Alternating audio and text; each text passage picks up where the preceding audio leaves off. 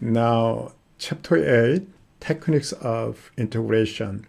In this chapter, we'll study various techniques for integration, including basic integration formulas, integration by parts, trigonometric substitutions, integration by partial fractions, and numerical integration. Let's go to section 8.1, using basic integration formulas. In this section, we summarize the definite integrals of many of the functions we have studied so far. Here, these are, I believe you are familiar with these formulas. Okay, let's go to here, the problems. Okay, evaluate the integrals. Okay, one formula you are familiar with is now logarithm of f of x, and with absolute sign or without.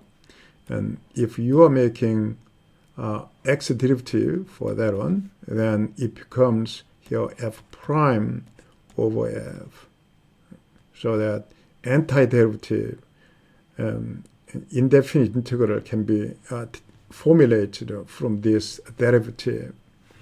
Okay, for this integrand here, if we choose this as f, then top is f prime.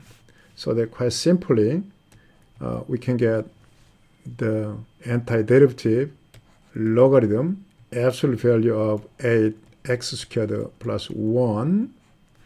Now we are evaluating from bottom to top. Once x is 1, then there is a natural logarithm of 9. Once x is 0, then natural logarithm of 1, which is 0. So that's the final answer. Okay. Here, the major technique when you are using the basic integration formulas, then the key idea is to express the integrand as a sum of elementary derivatives. Right now, there is a square root of 1 minus x squared appear on the bottom, so it looks like this form. But now there is a 1 minus x, so that we may separate into two terms. The integrand I is now 1 over square root of 1 minus x squared, and minus, and here x over square root of 1 minus x squared. Okay, so here, now for the first term, it is arc sine x. For the second term, now is derivative of the square root of 1 minus x squared times some constant. So that antiderivative of this term is now a constant multiple of square root of 1 minus x squared. You can easily guess that. So here the given term is same as now sine, arc sine of x for the first term, and now for the second one, okay, antiderivative of that one must be some constant times here 1 minus x squared half power, right? So we have to decide this constant. How? Just we try to differentiate this term and try to match with this term, okay? So let's try to make derivative of this term. Okay, then half will go out, and then 1 minus x squared minus half power, and derivative of this one is minus 2x. Okay, so that is same as here minus x 1 minus x squared minus the to the minus 1/2. Okay, so here only the difference is this minus, so that we are putting here minus. Okay, so eventually it's arcsine plus 1 minus x squared to the half plus c. That's the final answer. Okay. Here we say again, the key idea is to transform the integrand into a sum of elementary derivatives and use algebraic manipulation, identities, and substitution. We'll see very typical techniques when we are solving these problems. Evaluate the integrals, okay, for that one. And apparently, if we start with substitution for logarithm x, then we may see the integral much better. Okay, let's begin with a substitution. U equal logarithm of x. Then from here, du equals same as 1 over x dx. So this portion, that portion will be changed into du. Okay, so the given integral is same as now integral and the square root of 1 minus 4 u squared, and now top is 2 and 1 over x dx is now du. Okay, then this integrand has shape of this one, so derivative of arcsine, but that must be minus x squared. It should be 1 here, so we can change it for this problem. Just divide by 4 inside radical. That means that here divide by 2. So here we have divided 4 inside radical.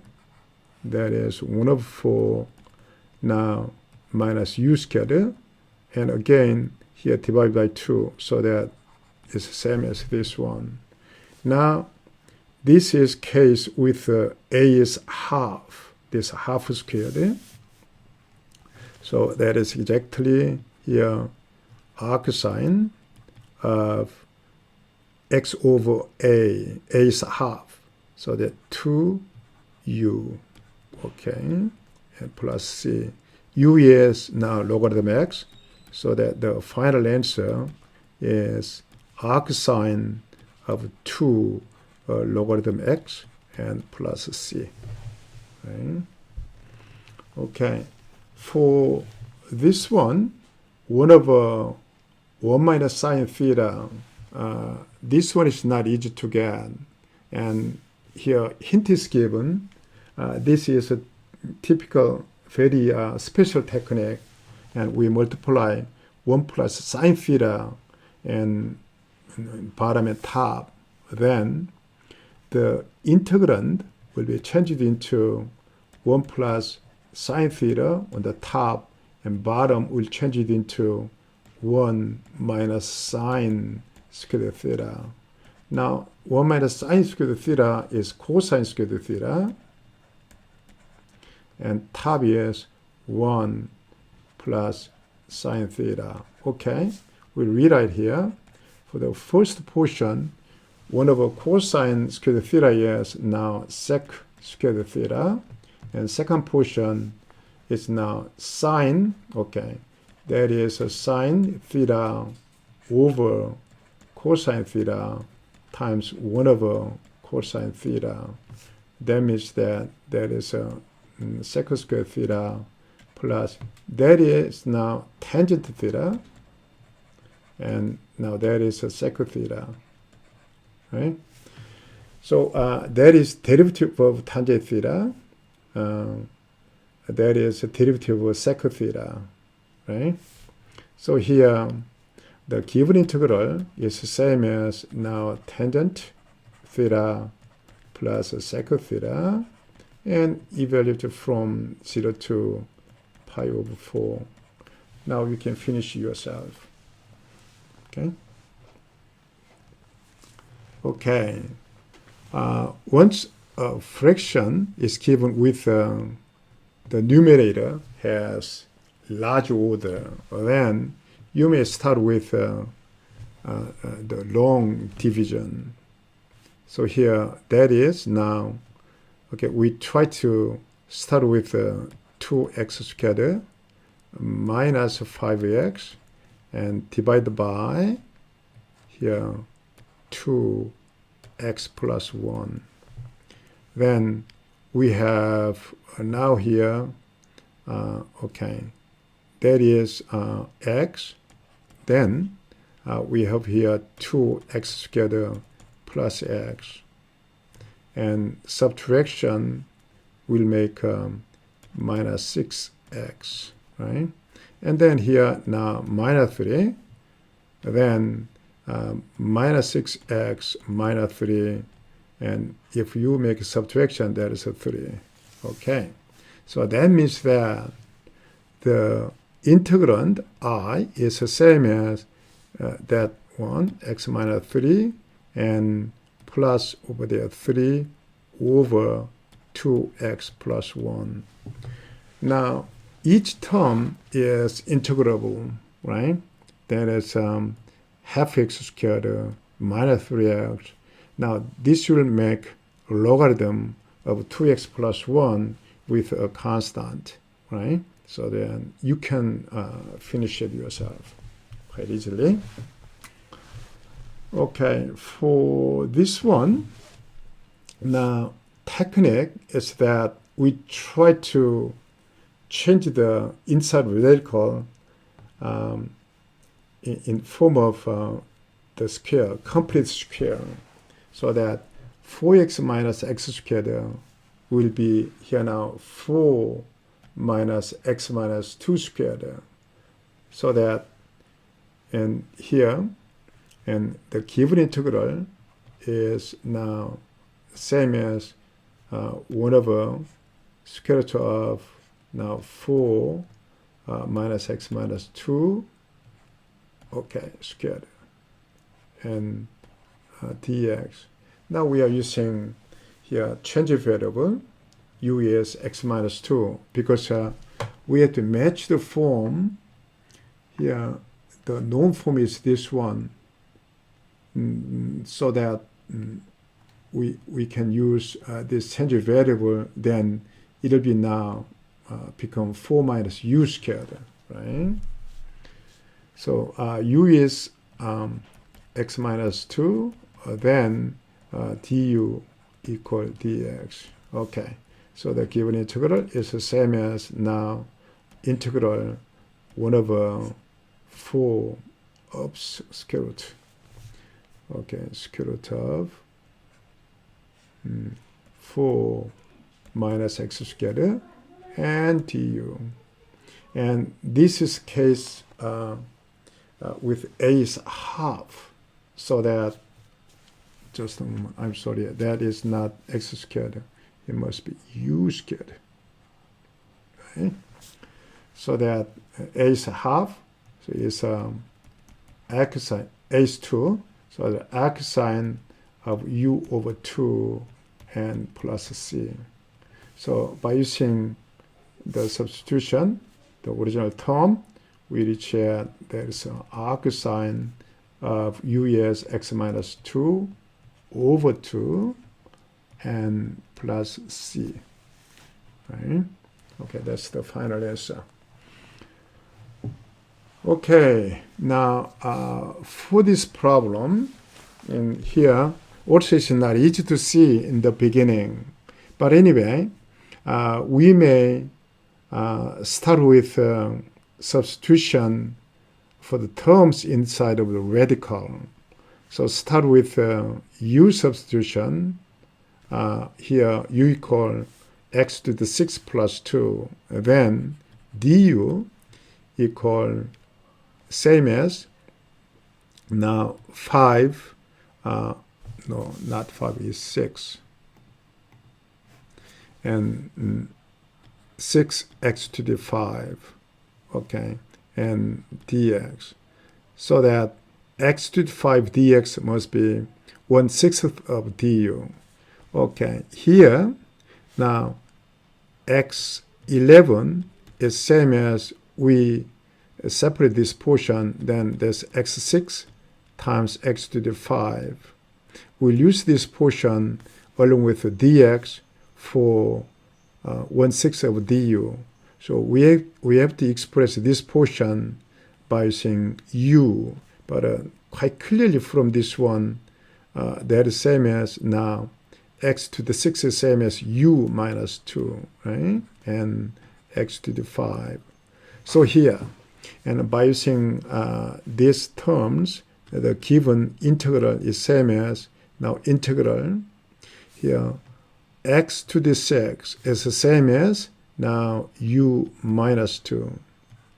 And then, now square root of that one, radical will change it into square root of u. And then here, we didn't use yet x to the 5 and dx. X to the 5 dx is same as here 1/6 of du, right? So that is 1/6 can come out.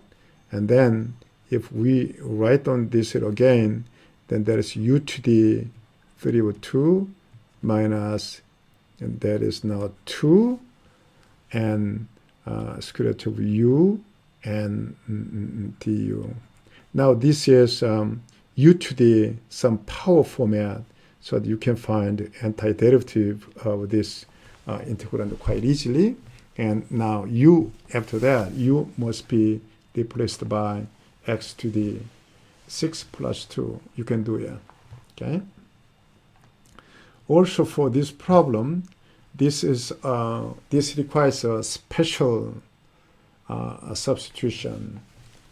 Now here, there is 1 plus x to 3, and that is a square root of x. For that one, here, if you start with that one, you equal x to the 3/2, then you can make the integrand much simpler. And here du, and that is 3/2, and x to the 1/2, and dx. So that this portion, that one is the same as now here, and 2/3 du. Okay, and then 1 plus x squared is changed into 1 plus u squared. So that the given integral is same as on the bottom, there is 1 plus u squared, and this 2 will be changed into here 3/2 du, right? Okay, now, oops, aha. That is, okay, 2/3, I'm sorry, 2/3 and du, okay. So here, 2/3 can go out, and remainder part is, what is it? Arctangent of u, right? Arctangent of u, and plus c. U is that one, so that this is 2/3, and arctangent of here x to the now 3/2 and plus c, right? Okay, for this one, okay, here for this problem, it's not easy to get such kind of a substitution in the beginning. But anyway, I'm introducing such type of problem, and I want you to have experience for various problems. So we are dealing with various techniques right now. Okay, for that one, here, okay, in order to get the antiderivative, if we try to get directly, and so this is not a elementary derivative. Okay, now we'll try to change a little bit here. The integrand is now 1 plus e to the x on the bottom, but on the top is 1. We try to add e to the x and minus e to the x, right? Then it can be written 1 minus, and bottom is 1 plus e to the x, and top is now e to the x. Then you can see easily that and its derivative, top is the derivative of the bottom. Okay, so here the given problem is same as now, that is antiderivative is x minus that is a logarithm, and then here 1 plus e to the x. E to the x is always positive, so that we don't have to use absolute sign, and plus c. That's the final answer. Okay. Now for this problem, yet we don't know how to do that. Now we'll study in how to get integral this form, and cosine is now, if you do differentiate it, then it'll become sine and coming back again after one more derivative.